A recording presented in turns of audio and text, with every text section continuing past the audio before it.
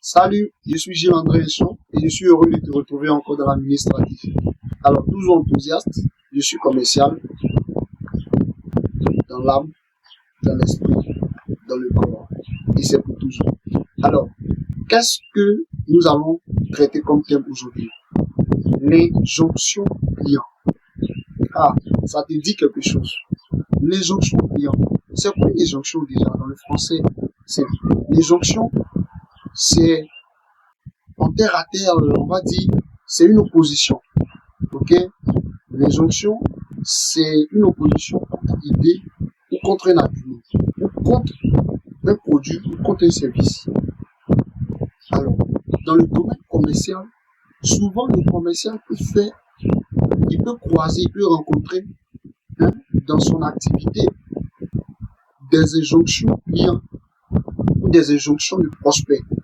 Vous croisez monsieur Irier, vous vendez une brosse à dents, vous lui proposez la brosse à dents et tout, machin et tout. Et il émet une injonction.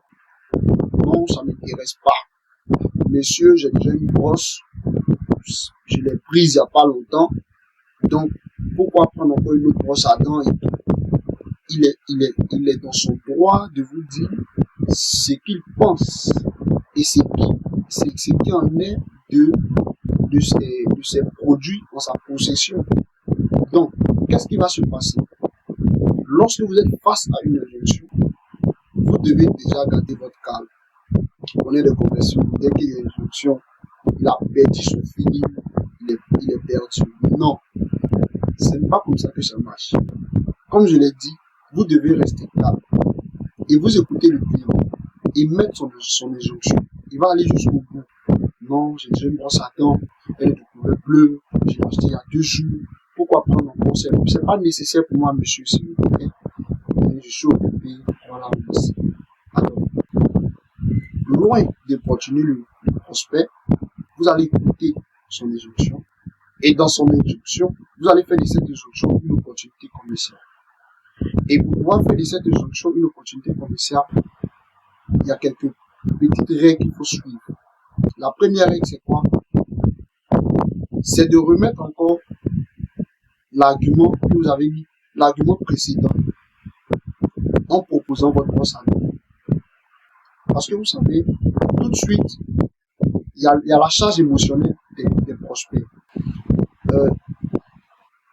L'information peut venir et elle peut ne pas être reçue ou bien acceptée par son conscient. Donc on va jouer sur le subconscient. On va revenir encore avec le même argumentaire. Je vois une brosse à dents. Vous allez regarder le client. Si le tempérament du client commence à monter, ça veut dire que le prospect commence à monter, ça veut dire qu'il n'est pas réceptif. Et quand il n'est pas réceptif, vous lui proposez des excuses et vous essayez d'ouvrir un dialogue. Tout simple. Ah, d'accord, il n'y a pas de souci, on va laisser tomber l'idée de la brosse à dents. Mais dites-moi, comment ça se passe dans votre service? Est-ce que vous êtes bien? Ça va? Vous travaillez normalement? Vous comprenez? Ça va lui permettre de s'évader un peu.